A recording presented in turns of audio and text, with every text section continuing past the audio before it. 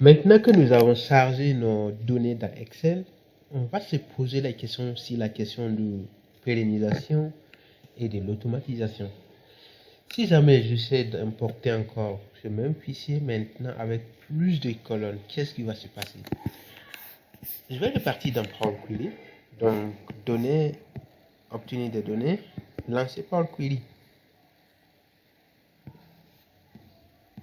Et là, en fait, on repart sur l'interface de Power Query.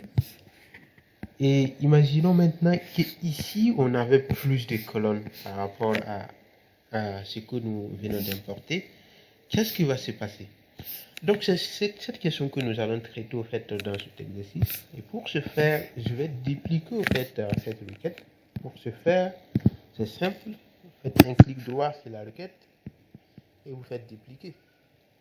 Et nous allons changer juste le nom de cette nouvelle requête. Donc, je vais mettre CSV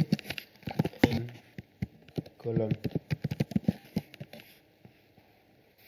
Donc, une fois que j'ai fait la duplication, ces deux requêtes n'ont plus de lien. Donc, ça veut dire que si j'ai fait des modifications ici, ça n'impacte pas en fait le premier. Si je modifie le premier, ça n'impacte pas le deuxième. Donc, ici, je vais juste, au lieu de 1A, je vais mettre 1B. Et voilà, donc à partir de là, nous allons au fait changer la source de cette deuxième requête. Et pour ce faire, nous devons juste remonter à quelques étapes ici.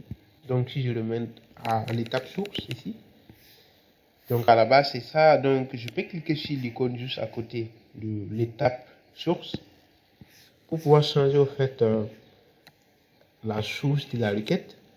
Donc vous voyez qu'au départ nous avons utilisé au fait ce fichier pk exercice 1a. Donc maintenant nous allons changer ça. Au lieu de 1a nous allons prendre 1b. Donc on va juste changer 1b.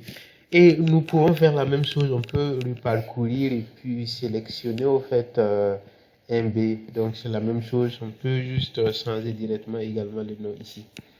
Comme les fichiers sont stockés dans le même dossier, donc on peut juste changer le nom du fichier en question ici et puis faire OK.